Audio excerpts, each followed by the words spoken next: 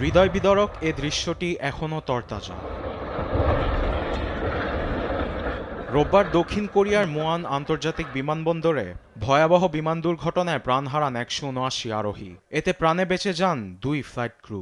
কিভাবে তারা বেঁচে ফিরেছেন এ নিয়ে কৌতূহলের শেষ নেই পুরো বিশ্ববাসীর। তবে সেই কৌতূহলের ব্যাখ্যা দিয়েছে ২০১৫ সালের মার্কিন প্রভাবশালী টাইম ম্যাগাজিনের এক গবেষণা। সেখানে বলা হয়েছে, বিমান দুর্ঘটনার ক্ষেত্রে সবচেয়ে নিরাপদ স্থান পিছনের সিট।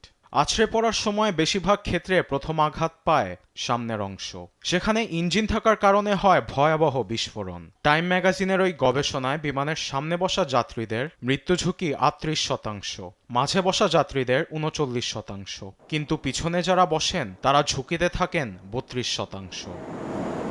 শুধু পেছনে বসার কারণে বেঁচে যান ৩২ বছর বয়সী লি ও ২৫ বছর বয়সী কাউন। বিমান ধ্বংসস্তূপের পিছনের অংশ থেকে উদ্ধার করা হয়েছে তাদের।